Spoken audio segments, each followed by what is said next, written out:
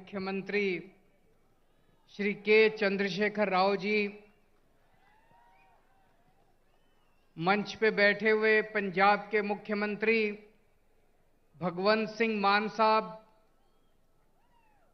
उत्तर प्रदेश के बेहद लोकप्रिय नेता और पूर्व मुख्यमंत्री श्री अखिलेश यादव जी, सीपीआई के जनरल सेक्रेटरी डी राजा साहब, मंच पे बैठे हुए अन्य सभी गणमान्य लोग और यहां पे इतनी भारी संख्या में आए हुए मेरे सभी प्यारे बहनों, भाइयों, माताओं, बुजुर्गों, बच्चों, आप सब लोगों को मेरा नमस्कार, सबको मेरा प्रणाम। सबसे पहले राव साहब को मैं बहुत बहुत शुक्रिया अदा करना चाहता हूं। आज मुझे तेलंगाना बुलाने के लिए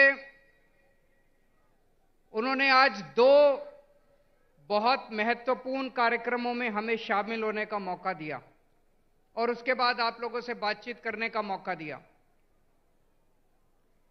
मुझे नहीं पता आप लोगों को पता है कि नहीं पता कि आपके मुख्यमंत्री ने आज एक बहुत शानदार कार्यक्रम शुरू किया है। आपकी सब लोगों की आंखों का चेकअप कराया जाएगा। तेलंगाना में 4 करोड़ लोग रहते हैं, 4 करोड़ लोग।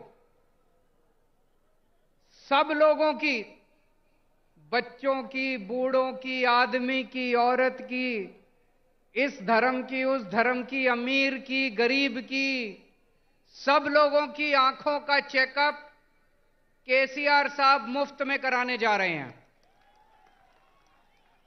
उस कार्यक्रम का आज शुभारंभ हुआ।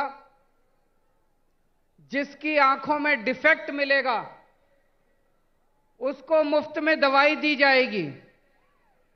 जिसे चश्मे की जरूरत होगी उसे मुफ्त में चश्मा दिया जाएगा और अगर किसी की आंखों में ऑपरेशन करने की जरूरत होगी तो उसका मुफ्त में ऑपरेशन किया जाएगा। शानदार प्रोग्राम है कि नहीं है? आज हम लोग यहां से सीख के जा रहे हैं। मैंने और हम सभी लोगों ने ये सारा कार्यक्रम देखा, इनके डॉक्टर से मिले, इनके ऑफिसर से मिले, जितने शानदार तरीके से उसका आयोजन किया जा रहा है, प्लानिंग की गई है, बहुत शानदार है। मैं जाके इस पूरे कार्यक्रम को दिल्ली में भी लागू करूंगा और अभी अभी भगवंत साहब मान साहब ने ऐलान किया कि इस पूरे कार्यक्रम को पंजाब में भी लागू किया जाएगा। फिर केसीआर साहब ने हमें ये बिल्डिंग दिखाई। तेलंगाना में 33 जिले हैं, 33 डिस्ट्रिक्ट्स। उसमें से 17 डिस्ट्रिक्ट्स में उन्होंने बताया कि डिस्ट्रिक्ट इंटीग्रेटेड ऑफिशियल कॉम्प्लेक्स बन चुका है। मतलब ये इस बिल्डिंग में जिले के लेवल के सारे ऑफिसेज हैं। कलेक्टर भी यही है, सिंचाई विभाग भी यही है, तहसीलदार भी है, सारे विभाग इसी बिल्डिंग के अंदर हैं ताकि अगर कोई नागरिक आए तो उसे जगह जगह धक्के ना खाने पड़े, सारे काम एक बारी वो यहां पे आए और उसका काम हो जाए। ये भी बहुत अच्छा कॉन्सेप्ट है, इसको भी हम लोग लागू करेंगे। मैं समझता हूं अगर हम अपने देश के अंदर आपस में एक दूसरे से सीखने का प्रयास करें, लड़ने की बजाय, हमें लड़ना नहीं है, हमें सीखना है एक दूसरे से। अगर हम एक दूसरे से सीखने की कोशिश करें तो हमारा देश कहां से कहां पहुंच सकता है, बहुत आगे बढ़ सकता है हमारा देश।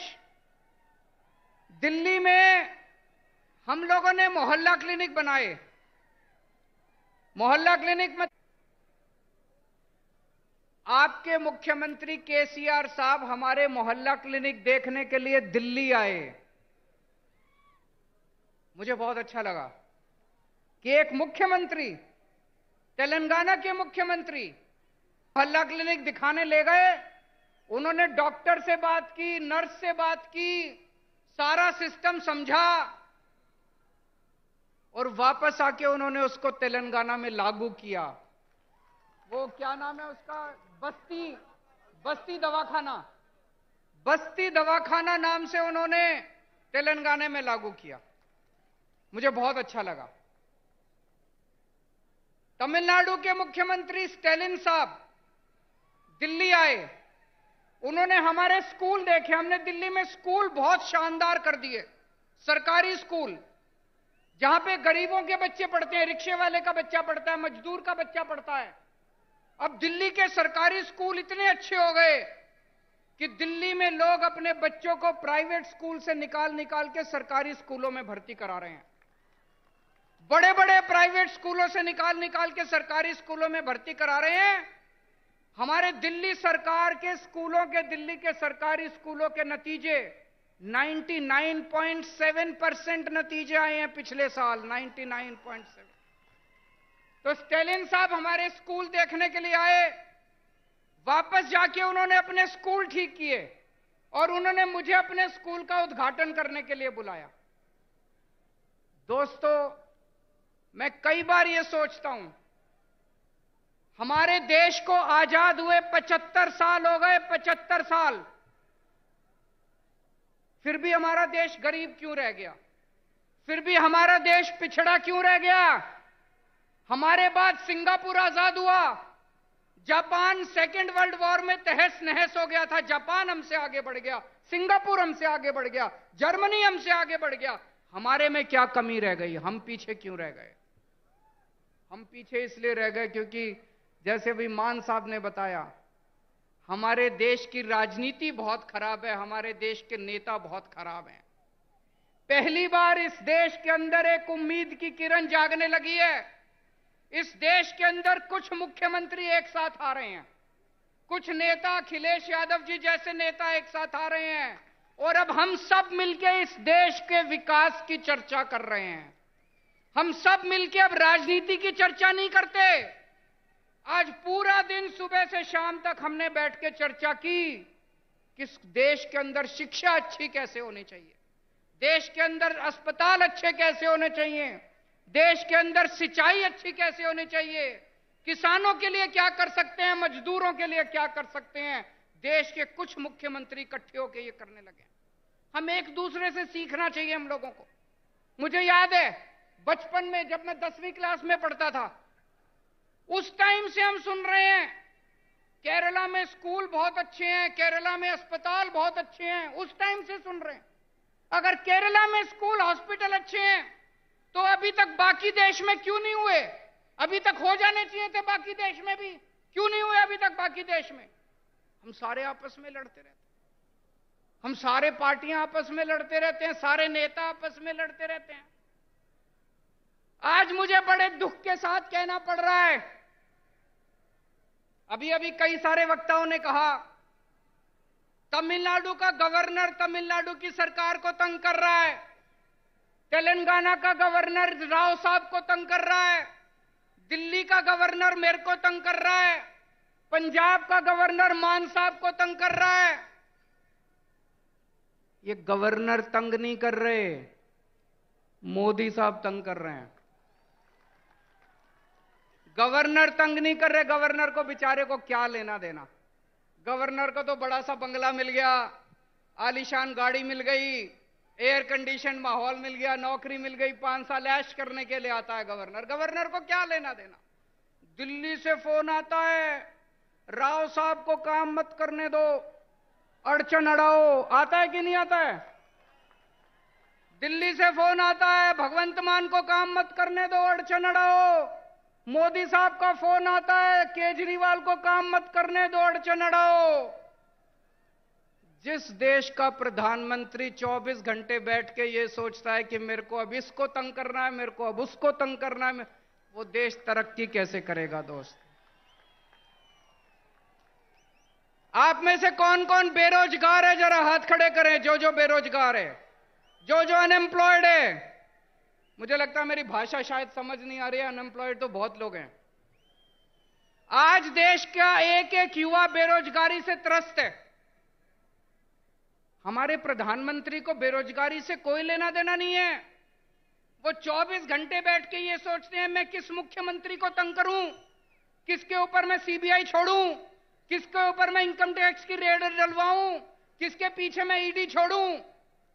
आज पूरे देश के अंदर इतनी महंगाई हो गई है, एक आम आदमी को अपना घर चलाना मुश्किल होता जा रहा है, अपने बच्चे पालने मुश्किल होते जा रहे हैं। लेकिन देश के प्रधानमंत्री को महंगाई की, बेरोजगारी की कोई चिंता नहीं है। वो ये सोचते हैं आज मैं किसके एमएलए खरीदूं, इस पार्टी के एमएलए खरीदूं, इस सरकार को गिराऊं। ऐसे तो देश तरक्की नहीं कर सकता दोस्तों।